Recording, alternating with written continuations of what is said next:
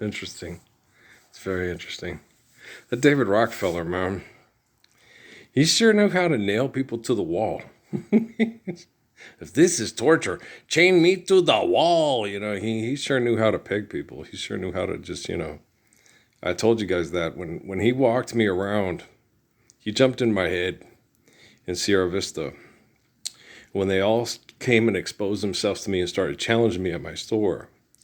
And then they financially and through the sexual predication of the military units of my wife and stuff, she got pregnant. And I had to walk around town trying to find ways to get medical benefits to help her because she wouldn't go get the paperwork signed from her old job because it was these people that run Kendall receipts for a Muslim. And Amy would put on a show to people. Oh, yeah, she knew all the right things to say. She was very much, people tell me that because it's how she was trained. She was taught. She was groomed. They can program people, you know what I mean? The military knows what they're doing. What's his face? Nelson Rockefeller, that turd back. We know what we're doing 50 years in advance, the Z Guys movie and stuff.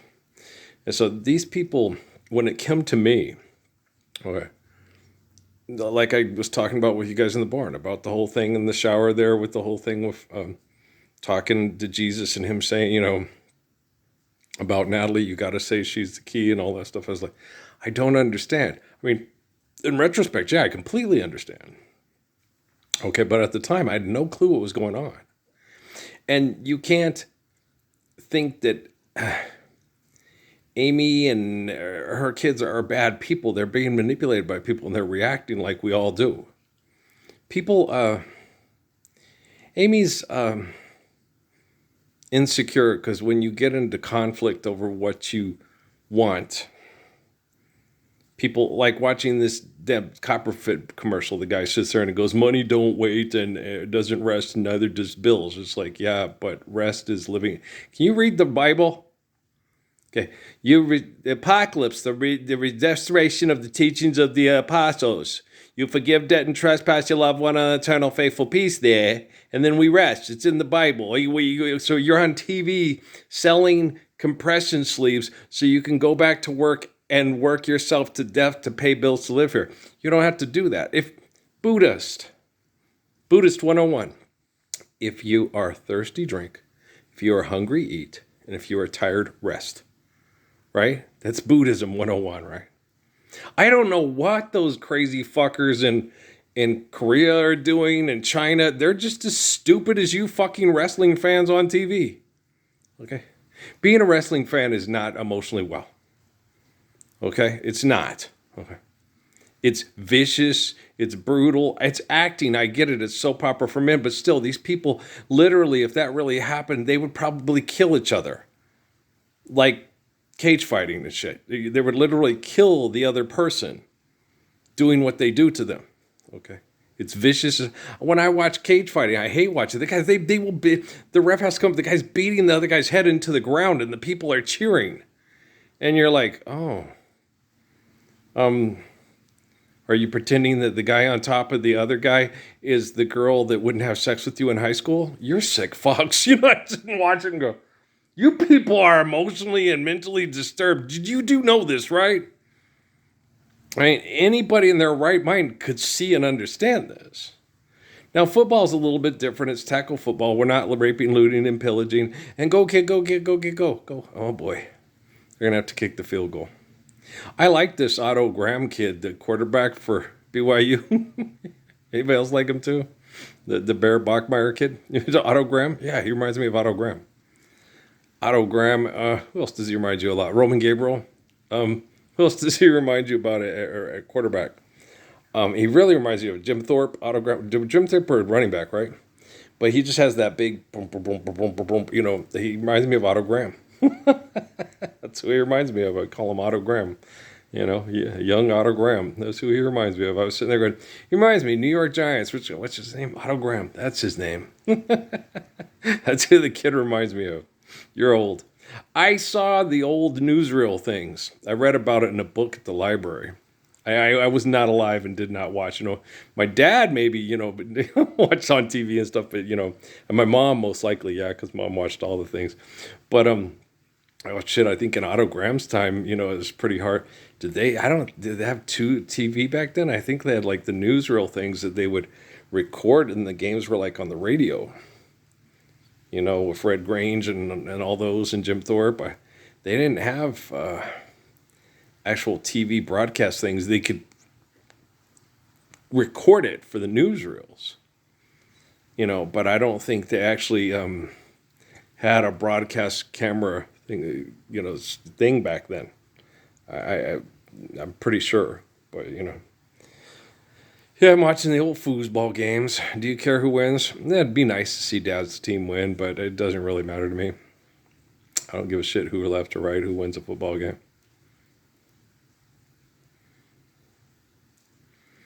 But I'm just watching.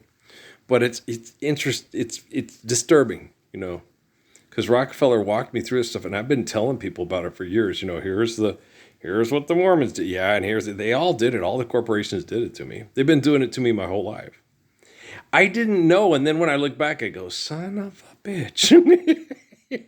Whoa. It's weird when you look back on your whole life and you have military intel come and expose themselves to you, and so these motherfuckers have been in my life manipulating everything. Well, then a lot of stuff made sense, like the lights going out at the center, the basketball center at New Mexico State University, when we were going to win that game and go to Utah for that tournament, and there would have been all those basketball scouts there.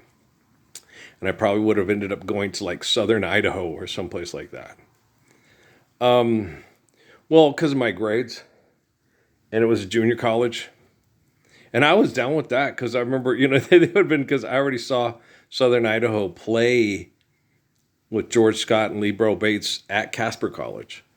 Okay. And they were kind of like a renegade program. They had a bunch of, the street kids and stuff. And that's the kind of program I was looking for. The type that, weren't overly, but were good, decent coaches that were nice guys that knew how to play with kids that played street ball. Because you got to understand, when you play basketball with me, I always toned it down, but when it was in the right situation, if I had a good coach, I was faster than you and I could jump higher than you. All right. And I'm better passer than I am a shooter. And I'm a deadly shooter, and I had to become a deadly shooter because they would hurt me when I attacked the rim. And then so I became the king of mid-range shooting, and I was faster than you, and I could jump higher than you, and I could dribble, and I was better at ball. I wasn't like Kyrie Irving. I don't dribble that damn much. I had a few dribble moves that I went to, but I didn't do a whole bunch I wasn't dribble. I hate that shit. Dribbling is just passing to yourself, create opportunities to your teammates. I didn't dribble to shoot unless you're playing one-on-one, which a lot of those guys do that too. A lot when but no, when you're playing team basketball, your best asset is passing. And so if you get people to guard you because you're a devastating shooter, the moment you start passing to yourself and people it draws other people's attention, you got open teammates.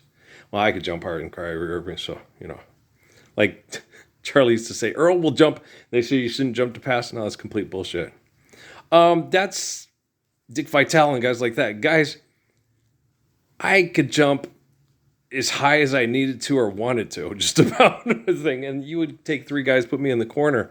And if I knew that's where I was going and was drawing them, I would just jump up in the air and throw to anybody on the court that I really wanted to. But you wanted to throw to the open man, and they would, so that's what I should have done. Damn, yeah. I should have just jumped up in the air and threw it across to Tony and John, fixed Bud and Chris's little red. Not Chris, Jimmy Costa. Yeah, Bud and Jimmy's little red wagons. Just, hey, I see you two over there not doing anything, so I'm going to throw it right down under that weight. I'm going to throw it all the way across court to Tony. Because they had three guys on me. No one was going to steal it. I just wasn't thinking. I'd never been betrayed like that in a basketball game before. But now, shit. You guys have been fucking me and fucking me and fucking me and fucking me, and I'm 59 years old. Okay? And I can pass anywhere I want. And I'm the best passer ever. I would throw the ball right where everybody needed it. Like the whole thing with Greg Disco, if that would have been like that, and Keith Lewis, and they're going, no, man, that pass was perfect. You just can't climb the ladder. And Harley Pettis was sitting there going, yeah. No, that pass was like, all you had to do was just, he threw it right at the cusp of the rim. He missed it. He didn't get up high enough. And he was telling me how, don't tell me how to throw an alley oop. I've thrown alley oops to pro basketball players last year for busting loose. You know, like the sim games on the college basketball game, 124 to 29. It's like, that's a busting loose score. That's what we used to do to the other teams. We used to do that to other basketball teams in Wyoming. It's, I've never been on the other side of that bad of a whooping, that bad of a beatdown. So I can't tell you, I've been beat, and sometimes, pretty, okay, they beat us pretty good because it just happened that way. I was really rare, but, no, I never got beat like 100. No, just didn't happen when I was young and played. What's happening now? There is no game. I am the way, the truth, and life. I am the light and the way. I am the apocalypse. I'm the one who redeemed the Gospels. Life's eternal, grace is infinite. Share, care, given according to needs, built to last. Forgive debt and trespass, love one, eternal, faithful peace. This is way different than Jesus getting turned into a comic book by the cuckoos at the Vatican. Jesus getting turned into a comic book by all the cuckoos on all the corporations. Okay? This is real. And Rockefeller put me on social media. And he was the man, the money, and the sourcing and everything behind all social media. And he would always tell me in Sierra Vista when he walked me around with Catholic Social Services, the Mormon Church, the Salvation Army, it's all just a big tax write-off, Parsons. It's blah, blah, blah, blah. They only use Jesus to make money off of people, to sell them drugs, turn them into prostitutes, fuck them, and feed them beans like you and... He never said that, but like me and old Tico in this service, feed them beans, fuck them and feed them beans. That's what they say in Puerto Rico about the poor people. Fuck them and feed them beans. So every time we got fucked, me and Tico would look at each other and go, feed them beans. That's enough out of you too. And Tico, feed them beans. Fuck them and feed them beans. Yeah, Tico's from Puerto Rico. It's an old Puerto Rican saying. Fuck them and feed them beans. This is horrible. Yeah, that's what you guys like. So you like being abused. Me, I fucking despise it. But I'm not going to become it. So I'm teaching the technology to be, couth.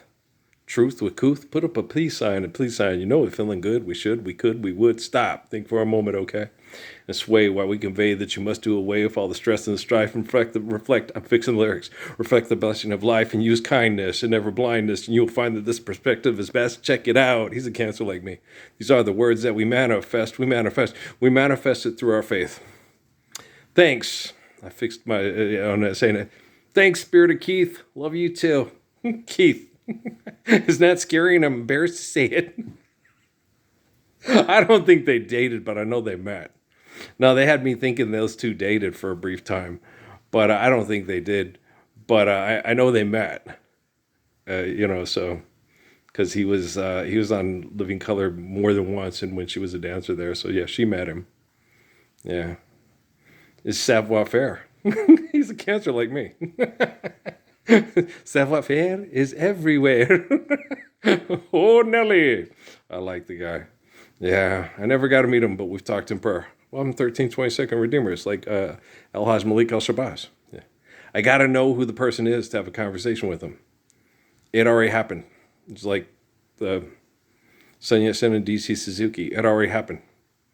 So we're not worried. We're just, okay, just get through this. We'll just get people, survive, stop, eliminate abuse, recover.